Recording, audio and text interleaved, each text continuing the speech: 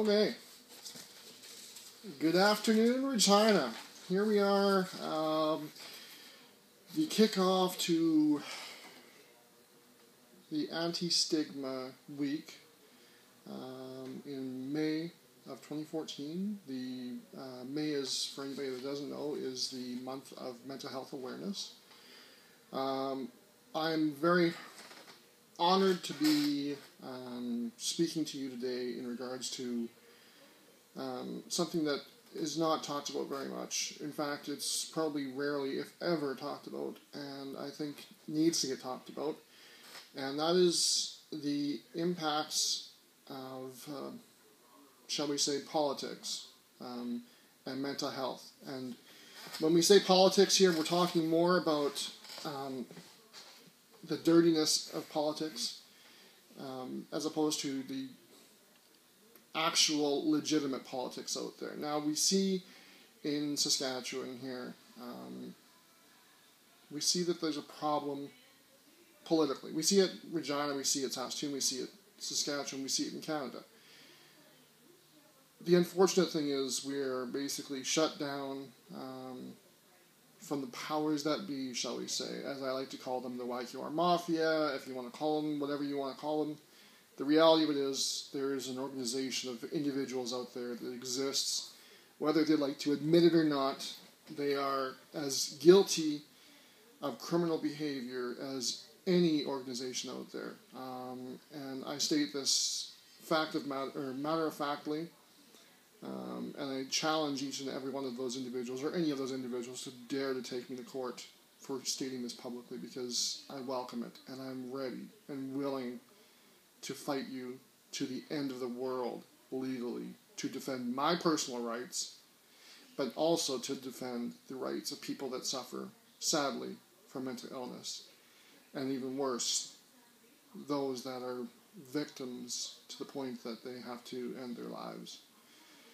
I don't talk about this very much, but it's about time that I do, because this is a month that is more than just retweeting a stupid hashtag. This is more than a month than just trying to promote the corporate interests of a large organization, national organization. As great as Bell Let's Talk Day is, don't get me wrong, I'm glad Bell does what they do. But the reality of it is this: we need to talk. Talking is much more than than words. Talking is actions.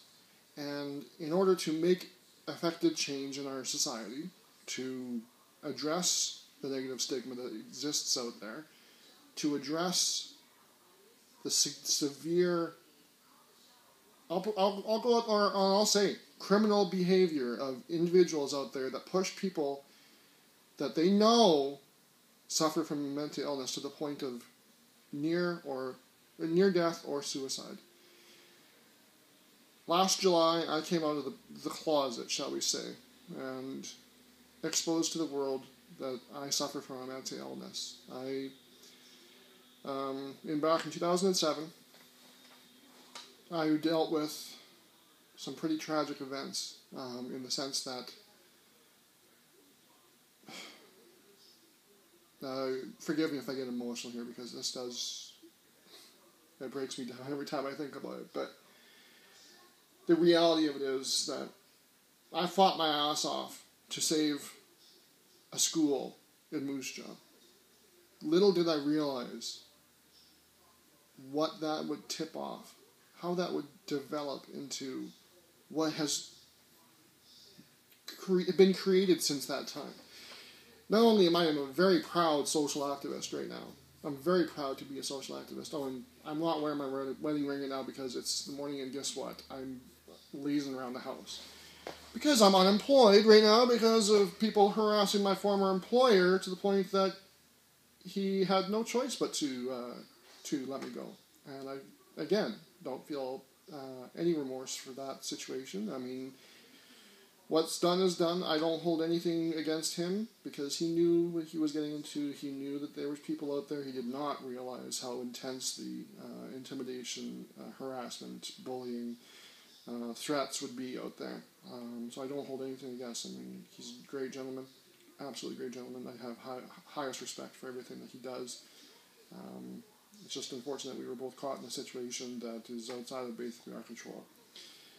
So, getting back onto the subject at hand here, mental health and politics. And I like to use the term mental health rather than mental illness because of the fact that we are focusing on health. We are not focusing on an illness. We have to understand that there are illnesses out there, things that are beyond our control, things that we have no control over. People that, for example, break their leg. Yeah, you have control over that. But the fact of the matter is, it's a visible injury.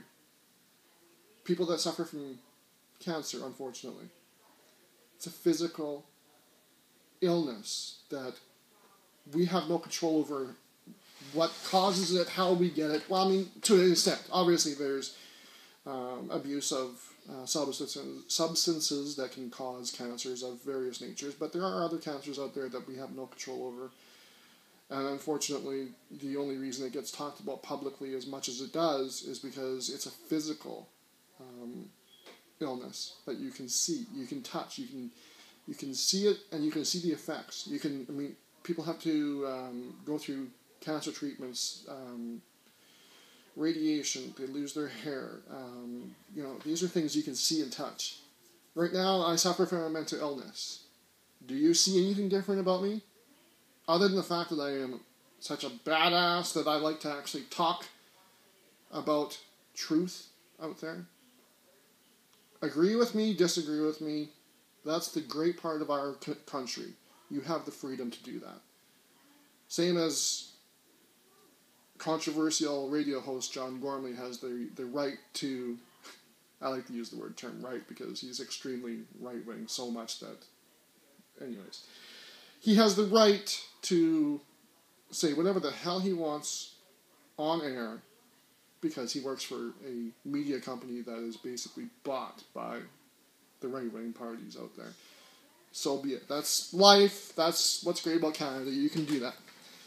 Thank God that we have organizations, reputable media organizations out there like CBC, for example, that is touching on some very, very, very important subjects that basically could destroy right-wing paid media outlets like Ralco, destroy our Premier Brad Wall and his Saskatchewan party by exposing the truth behind the deliberate abuse of the temporary foreign worker program. But again, I'm going off topic. That's the great thing about going not unedited live on here, and yes, this will be recorded for a future broadcast, but I tell it like it is, and I often get sidetracked. Guess what? That's life. That's allowed. I do have some speaking notes that I made here. What I want to talk about is mental health and politics, the point that back in 2012, I entered the mayoral race, March 5th, 2012. Actually, that was my official launch. I had unofficially launched it about a week prior. I had been setting it up 2 to 3 weeks prior through what I believed were the legitimate channels at the City of Regina. Little did I realize that what I was getting myself into was far fucking dirtier than I ever imagined. And the only reason why I got attacked as I have is because I dared to question. I dared to say, wait a minute, these things don't make sense. For anybody out there that wonders, what did all of these public outbursts, my banning from City Hall, the arrest of myself from the Regina Police Service for daring to park my vehicle on the City Square Plaza, what does me being escorted out of City Hall, of City Council by the Regina Police Service have to do with the 2012 municipal election? What does it have to do with our former wonderful mayor, who shall remain nameless because I have no respect for the loser that he is, and he can take me to fucking court if he wants to because I welcome the day. He can take Tony Merchant on his side for all I give a shit, because the fact of the matter is you can't defend yourself when you have nothing to defend yourself with. You are about the lowest piece of shit scum that ever exists on this world. I understand that you suffer from a mental illness. I understand that you take medication for it, Mr. Pasquale Fiacco.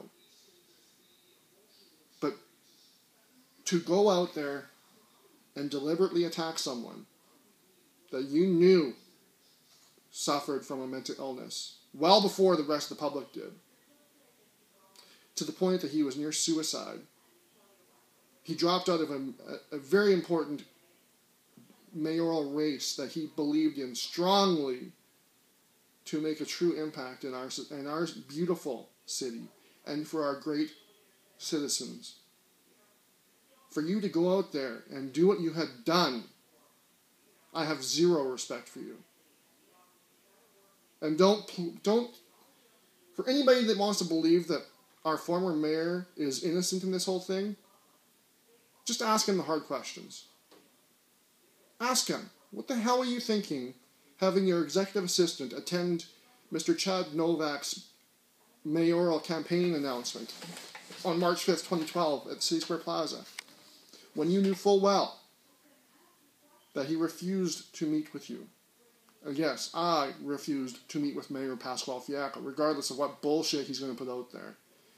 I requested a meeting with him about a week and a half prior to that, to simply get his honest feedback on what it was like to be mayor for 12 years.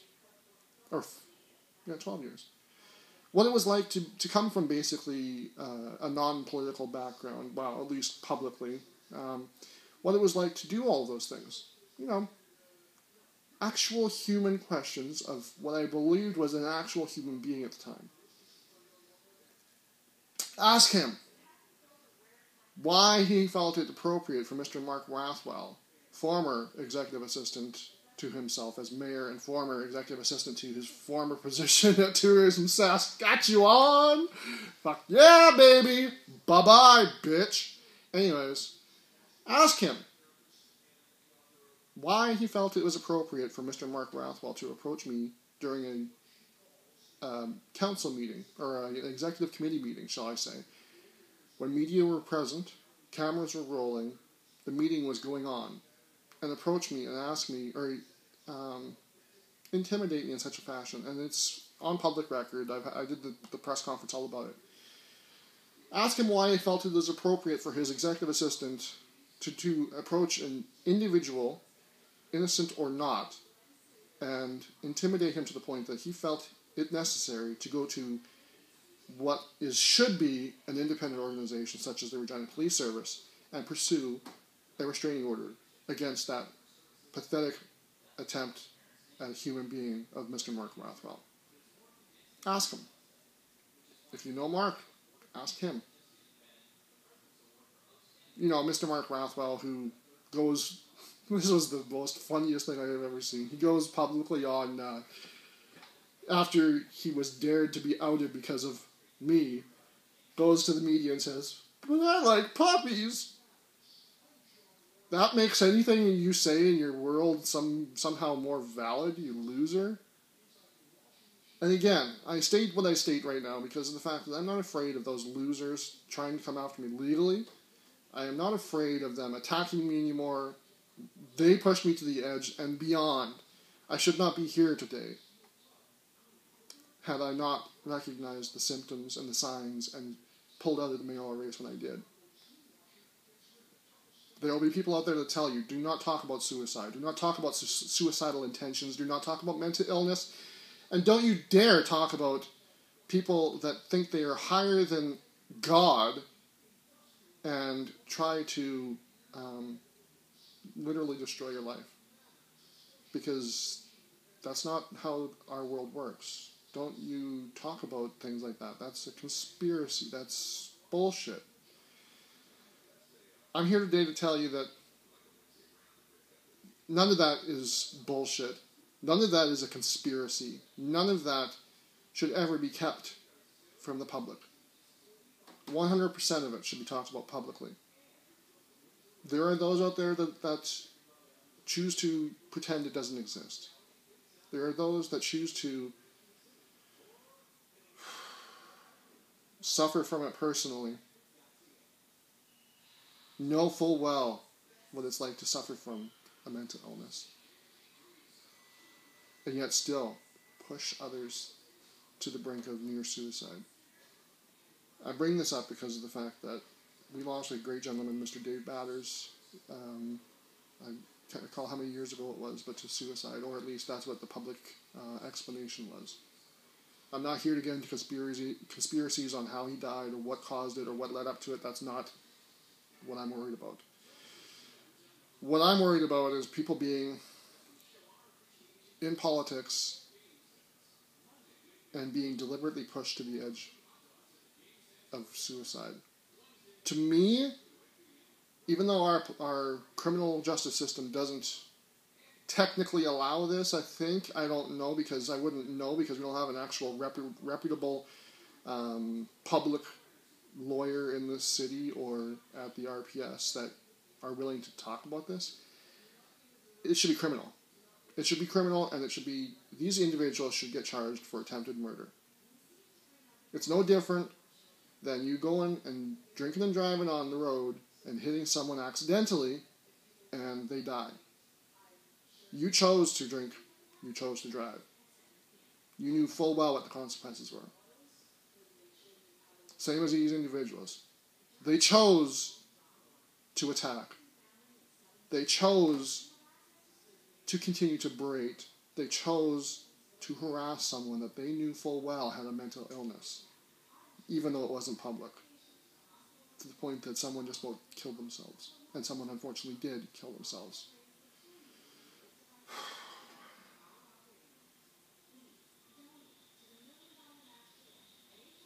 Mental health awareness is much more than just talk. It's much more than just words. It's much more than stupid propaganda bullshit that corporations like to play on the emotions of individuals. It's talking about the realities of mental health and the impacts that it can have on individuals.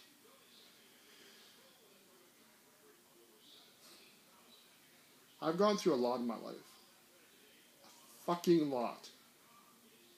I don't talk about a lot of it publicly because, you know what, it's none of anybody's business.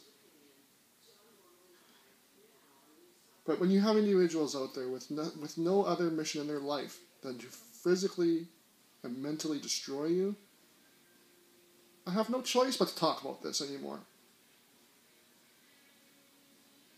My life has been very, very hard. And I don't care if anybody thinks I'm hiding behind some mental health illness or making this as an excuse of what I've done.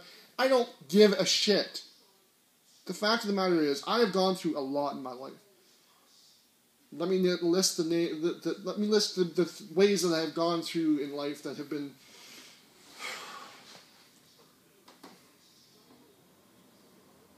First of all, I cannot have children. I cannot produce children. Never have, never will. This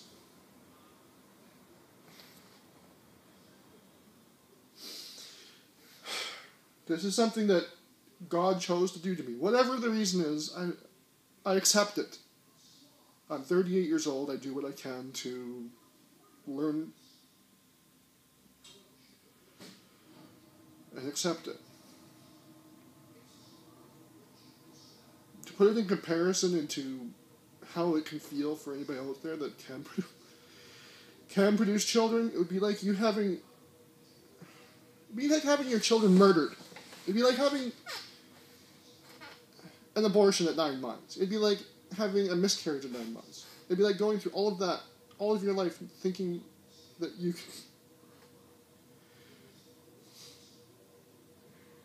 can produce children, and you love them to death, and you want everything in the world for them. And then the day you find out you can't,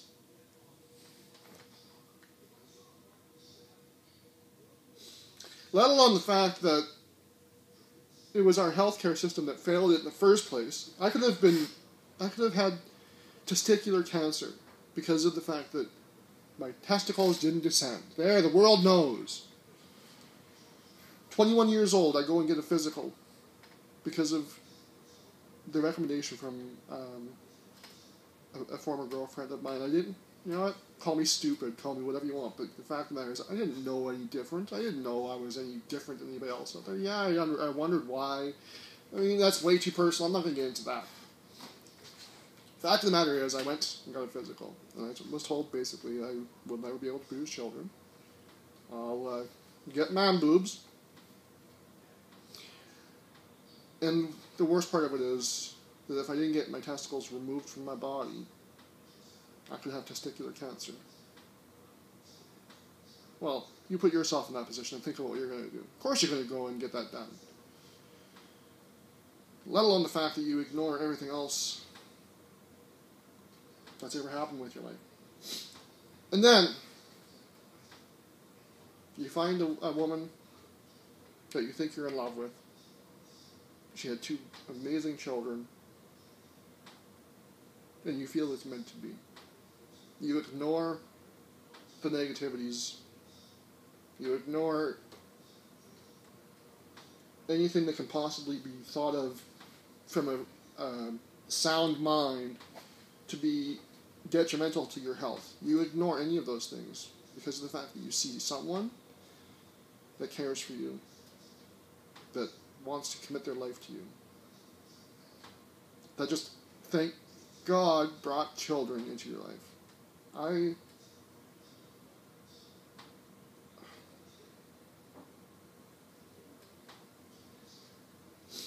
I'm proud to say that I was the father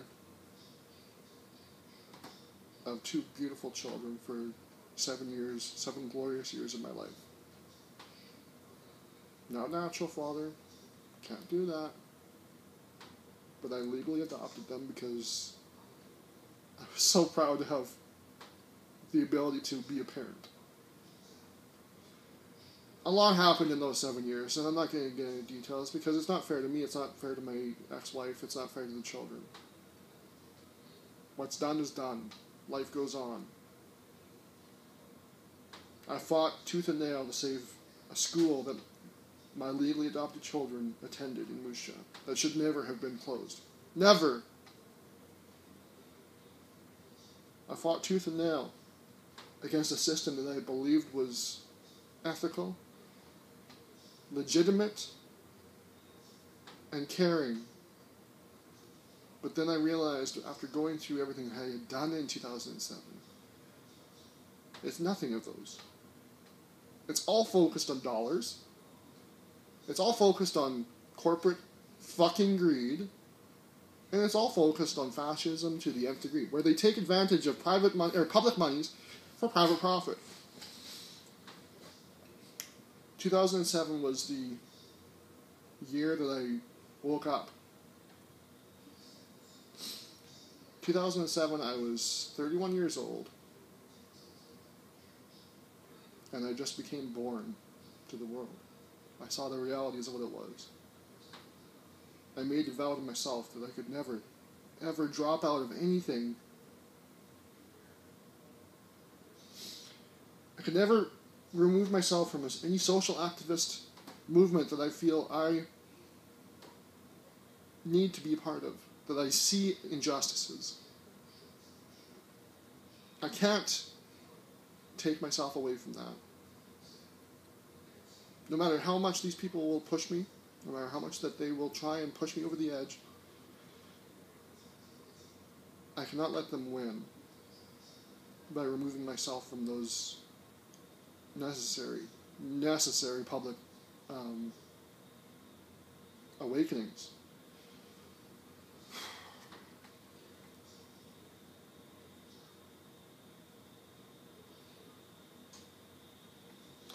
It can be talked about in a sense that for a healthy person, and I hate using that word healthy person because no one's healthy. No one out there is ever 100% healthy. You suffer from something, whether you choose to admit it or not, or see it, or feel it. We all suffer from something.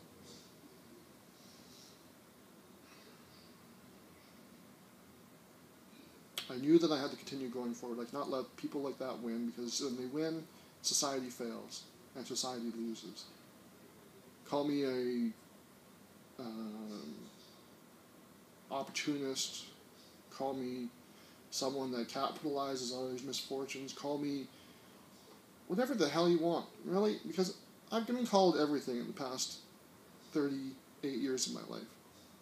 I've been disowned from best friends of myself, my own family, because of the fact that I was daring to go out there and speak my voice and not be afraid of the consequences.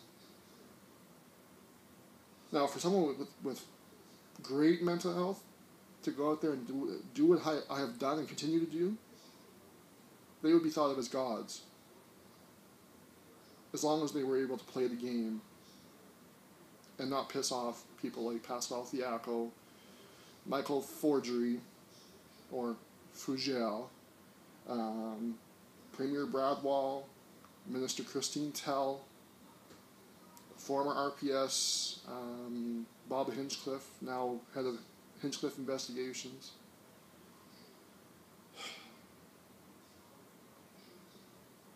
I'm not afraid of standing up against those people anymore.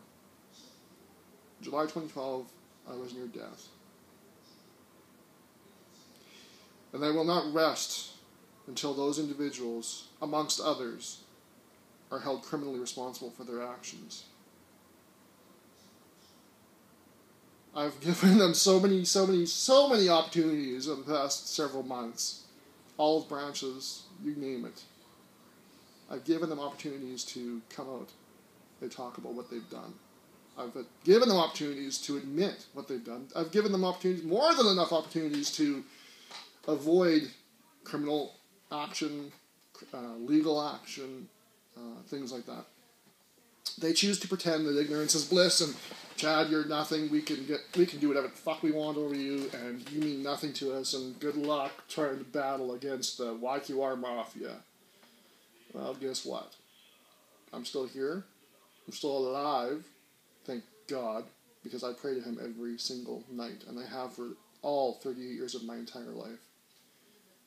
You can believe in who you want. Just believe in a higher power.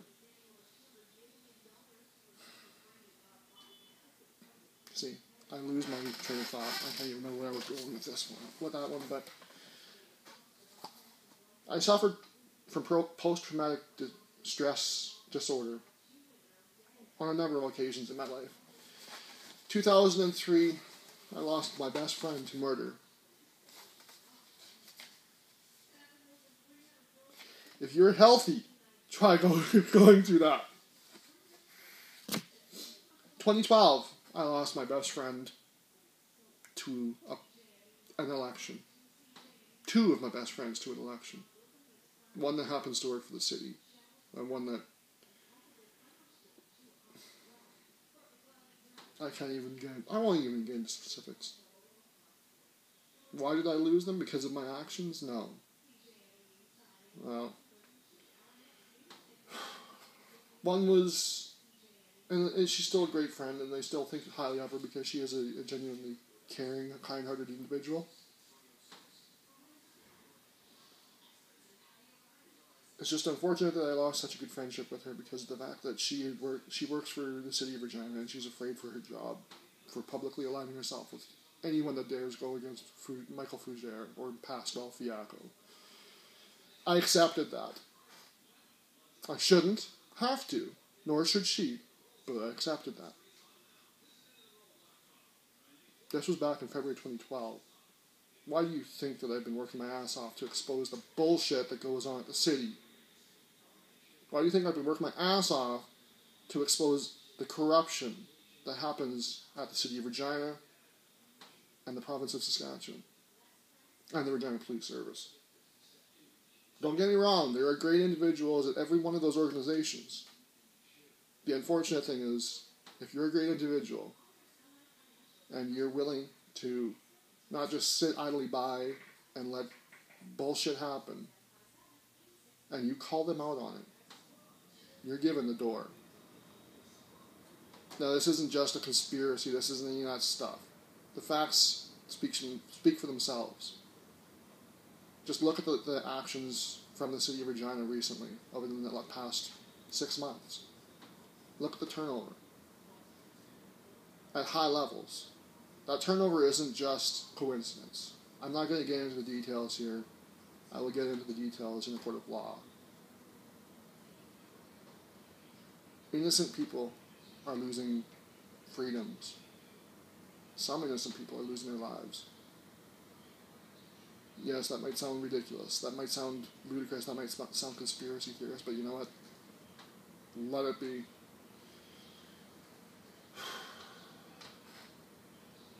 To cover the image of politics, to cover the image of the elitists, these people will stop at nothing. They will allow privacy to be breached of innocent taxpayers who dare to question the system, who dare to try and expose things that they know are wrong. The Dolphins Swim Club, for example, is a prime example of just the tip of the iceberg. Now, this is where the conspiracy theory will add in. Right? I warn you, disclaimer, this could be as conspiracy theory as you want to call it, but just consider the facts of what's gone down in the past few weeks with Cornwall Centre and the Regina Police Service. As disgusting as it is, a 15-year-old boy who was a victim of our social services system walks into the Cornwall Centre, randomly stabs people. Thankfully, I don't believe anybody's ever been seriously, I don't think anybody seriously got injured. Eyewitness reports suggest otherwise, but what public records show, and again, we all know how reputable public records are from the City of Regina and the Regina Police Service, so you base your decision on that nobody's been fatally injured, and thank God for that. I apologize for putting that statement out there, but I don't believe that was irresponsible of me, because I'm an individual, I'm a person. I am not a politician, I am not a mayor, I am not a fucking premier. I am me. I am entitled to put whatever I damn well please on my own Twitter account. You don't like it, don't follow it. Simple. But imagine this now. The Cornwall Centre, who is wholeheartedly behind business endeavors, shall we say, of individuals from that YQR mafia. All I will say is House Fashion Week, for example. They have to go out there and try and regain the public trust. The Regina Police Service have to do something to regain their public trust. What better way to do that than to stage something, a violent incident, where it shows that the Cornwall Centre security guards can be trusted, security team can be trusted, the Regina Police Service can be trusted, the Regina Police Service act on serious matters. Call it conspiracy all you want, but those facts don't lie. It disgusts me if that's true. And criminal responsibility will come from that. We certainly know it won't come from the Regina Police Service unless they actually get rid of some of these dirty cops that exist. So it should be publicly known that there are eyes watching every action that happens in this city. Those eyes are not of a local police service. Those eyes are not of a local, or I hate saying national police service because the RCMP are their own monster here in Regina. Let's just say it's being watched by some very key individuals who have expertise in destroying mafias. I know that's not a threat if anybody's trying to say that I have some affiliation with some gang of some sort. I don't know where the hell that comes from, but whatever. If you're afraid of the word Hell's Angels or what was the other one I put out there? Freewheelers. If you're afraid of words, I can't wait to see what you're going to be like in prison. Because you just... Anyways. So, back to the mental health and politics part of the whole equation. Here we are in May of Mental Health Awareness Month. We need to talk about suicide. We need to talk about the realities. We need to talk about what can happen. We need to stop ignoring this stuff. Because when we ignore it, it gets swept under the rug. And we cannot let that happen anymore. We need to talk. Talk! More than just words, more than just retweeting bullshit hashtags from giant corporations to raise their own funds, to think what they're going to do to make themselves look good in the PR world. It doesn't cost you a dime to talk, to fix things. It doesn't cost you a dime to stand up for what you believe in. It doesn't cost you a dime to stand up against the corrupt and disgusting abuse of power that we are seeing right here in Regina, Saskatchewan, Canada. Believe it or not, little old Regina, Saskatchewan, Canada, in comparison to the entire rest of the world, we're a little tiny city. And yet we have so much corruption happening here by an elite group of about, I would say, 25 to 50 people, who are all happen to be on a list at the Regina Police Service under a criminal file that I believe is still open. If it's not, then it'll be interesting because it will get reopened or it'll added to. So the YQR Mafia exists. The elite members of this beautiful city think that they can run 200,000 people into the ground because of their own fucking personal self-interests. I'm here to tell you, first and foremost, that A, their time on this world is done. Not physically, not threatening death or anything like that. I'm saying that their time of ruling us is done. And B, it's time for you, the citizens of Regina, the citizens of Saskatchewan, to take back what is rightfully yours. In other parts of the world, this would be taken back through violence. This would be taken back through revolts. This would be taken back through people torching things and stuff like that. We don't do that. That's not what Saskatchewan or Canada is about. So please do not even consider doing that. In a democracy such as ours, we have the freedom of expression. We have the freedom to assemble. We have the freedom to stand up for ourselves. Don't sit idly by and insult our ancestors, our grandparents, our great-grandparents, our parents who fought their asses off to make those freedoms a reality. Remember what they had done. Stand up for what they fought for. We can't just sit idly by letting this fascist behavior continue. It is your tax dollars, it is my tax dollars. Whether you are a homeowner, whether you are homeless on the street, you are paying tax dollars in this province, city, and country. You are entitled, as per the Canadian Charter of Rights and Freedoms, to demand accountability and transparency for how your tax dollars are being spent. I want to thank you for joining me today. Here we are, just about 40 minutes into the today's broadcast. I didn't intend this one to be as long as I have, but as I'm showing you that I can be a very emotional person, I'm not afraid to admit when I'm wrong, which lately hasn't been very often, thank God, because I put some statements out there that people don't agree with, but doesn't mean they're wrong. I'm not afraid to show my emotions, and as you saw today, I'm also not afraid to cry when I need to. Please share this far and wide. Please make sure people understand that mental health is not something to be afraid of. It's something to be embraced. We need to focus on the health aspect of that and getting people better. And the first part of that is awareness. Mental Health Awareness Month is about awareness. We need to end stigma, and those words are often lost in the reality of the world. By stigma, what we talk about is, I'm a victim of this. I see this. My own family still sees me as the person that was in the hospital in 2007. May 7th, I believe it was, somewhere in May of, actually, God, it was almost 7 years ago today.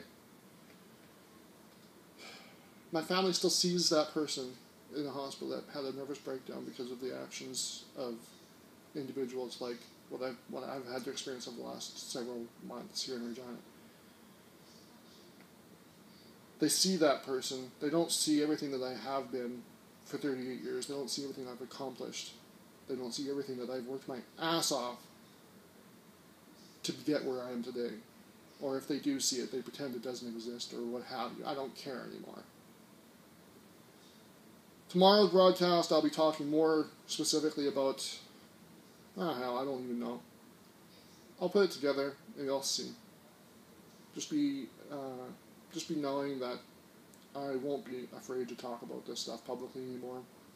And I'm hoping if I can inspire at least one person out there to talk publicly about their situations, my job is done. I hope to encourage more people to talk about this stuff.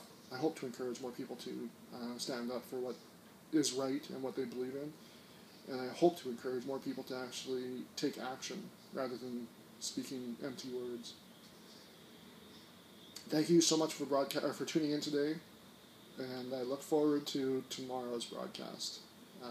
Thank you, and have a great, great Mental Health Awareness Month.